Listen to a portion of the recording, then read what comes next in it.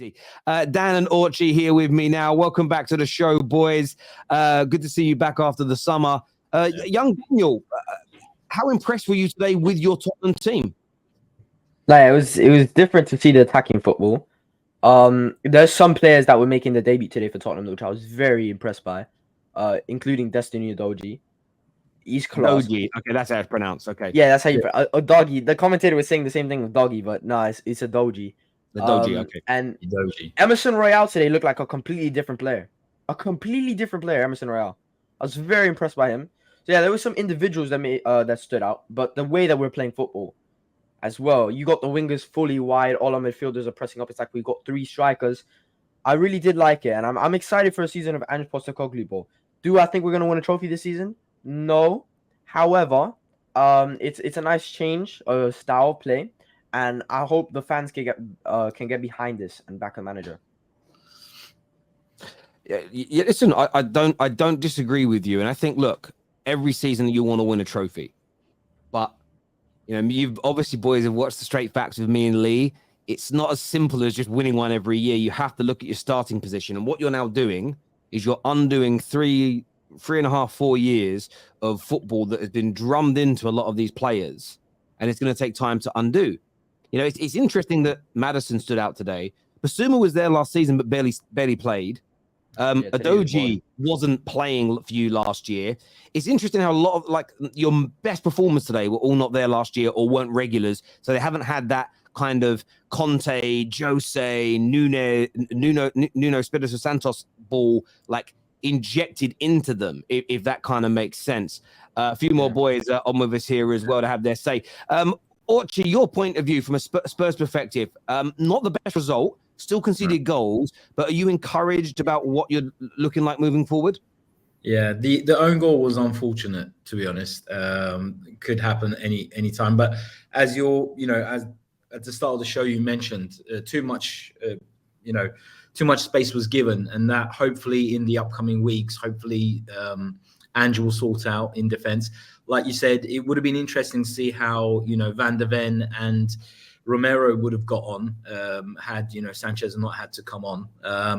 But yeah, like you say, encouraging signs. I think it's only the first match of the season, but again, just seeing how it's just Richarlison is quite frustrating. I hope he does come on, but he feels like a blunt instrument at the moment. He's got no kind of penetration whatsoever. Any balls that were played in, he was just losing everything.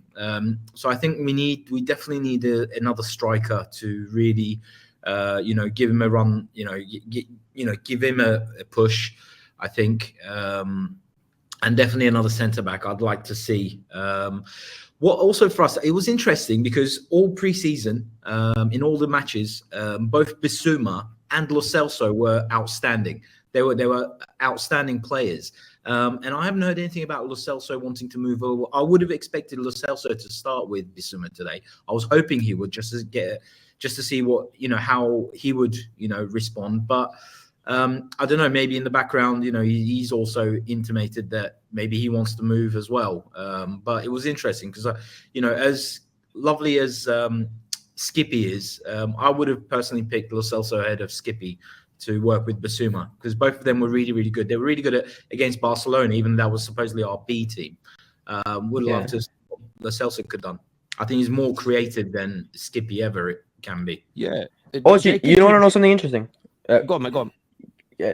There was actually a quote from our new striker, the one that we bought from Argentina. He said that Giovanni Lo Celso called him and told him that he was very excited to work with him on the Tottenham. So I don't think it's the case that he wants to leave. Yeah, so I don't know. That surprised me. I'll get you on that. What's your thoughts on that, Jacob? Welcome back to the show, mate, and welcome back after the summer hello. And everything else. In terms of Lo Celso coming in, because Bissouma looked great today, Maddison looked great today. Maybe as you say, if you have one more player that comes into that team that can perform at the level those two are at today, that's going to be a very difficult midfield for teams to break down and beat and to stop from a creative point of view as well. Absolutely. I mean, what you saw from Giovanni Lo Celso's preseason is that he has the ability we've all thought he had. Now, myself as a Spurs fan, admittedly, I have given up on Lo Celso. His attitude, his demeanor, the way he had played the last season that we had him, I didn't really want to get anything out of this guy. I didn't think there was anything left. But for me, Lo Celso, he seems to me like a Madison backup. He occupies a lot of those same areas whenever he was in the preseason playing with Basuma. So for me, I don't know. I saw a lot of what we saw this preseason. The second half, it just seemed like Brentford was really comfortable just to let us come at them and see if we could break them down, and we couldn't. We couldn't capitalize on any opportunity, but there's still a lot of promise there. Let's remember the last time we played Brentford. Mbeumo looked like a world-class striker last time we played him, so maybe we got a little lucky with one because he missed that open. It was a pretty decent chance he had that he missed there. But we had a lot of debutants, and they're still meshing. Van de Veen's had 5 training sessions, so I think we got to be patient with him a little bit. I thought for a guy who's had less than a week under his belt with Ange Postecoglou has done one hell of a job. So I'm not too upset with what I saw. I'm happy with a 2-2 draw. I think that 69% possession. We normally like to get over 70% in the preseason, around 30 shots, maybe 15 on target, and we didn't crack the 20 shots, but it's coming. I think the more that we work together as a squad, the more fluid we're going to be, and we'll work out those holes. Whether it's Giovanni Lo Celso for Skip, or I personally wanted Papa Matasar to start over Skip, but maybe Skip's brace against Barcelona got him enough credit in the locker room to say, hey, you get a start. I thought it'd be Davinson Sanchez personally that got the start because of his performance in Barcelona, but he filled in nicely for Romero. I cannot lie. There was at least 2 to 3 chances I remember.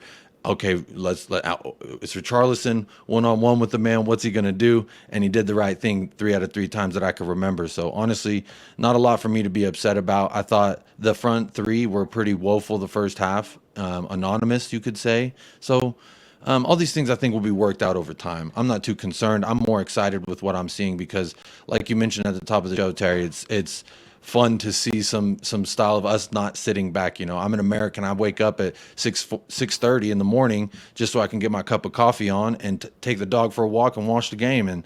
And I want something to wake up and be excited about. And that's what's been fun this preseason. Waking up at 5 a.m. doesn't matter because I'm excited to see what we're doing. I want to see what we're going to do. And I think that has brought a lot back to the Spurs fan base personally. Guys, what do you think of Son and Kulusevski today? Because I still feel that they're still not back to their previous best. Like I still felt they were really. They also look like blunt instruments. It's like they were so compared to not last season obviously, but the season before when Kulusevski arrived at Christmas. For the rest of that season, what he was doing, he was phenomenal. And Son was also playing really, really well. It's the season that Son got, he got the top scorer together with Mo Salah that season. And I don't know what happened, but last season they both seem to have fallen off a cliff. Like they're nowhere near what they were doing previous season. Like if those guys can actually start, it gets even not to the same levels, but as close enough as possible. Together with Madison and Basuma coming in, I think that even that excites me. Also, you know what I think it is? I think they're playing too wide, and Son likes that type of a player. I think that's going to suit Son. He's going to be able to cut in and shoot. That's like what Son does best. But then Kulusevski doesn't like that. You see them a whole game just cutting in, trying to go more central. That's his game, being more central. I don't think wide is for his game. And it's the same balls every time, isn't it?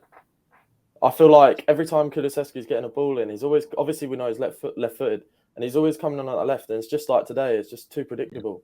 Like I miss Ericsson, do you know what I mean? He offers something when he first arrived at Tottenham, like the way he was cutting in, he was either banging him to the top corner and scoring a goal, or putting it right in the centre where just one player has to just get a little touch on it and it's a goal. Yeah. Whereas now he can't seem to clear it. It's like half of the time it's I do think a little bit of props need to be given to Brentford's defense here. From the beginning of the match, they sat back very well in a solid shape, and they were hard to break down. And we were trying and trying and trying. So to me, I don't think it's so much as us having too much of an inability. Yes, we need to be more clinical. Yes, Son needs to take his chances when he gets them. There was a touch in the right and around the penalty spot that he had the ball, and his first touch went straight to the defender. You can't do that when you have, same thing with Richarlison, when you have 3 touches in the box at that juncture in the game. You really got to capitalize on those opportunities. So I don't I'm not too concerned about the attack at this moment. I really think it's going to come along decently once we get these things under control. Yes, Son's touch needs to be better. Yes,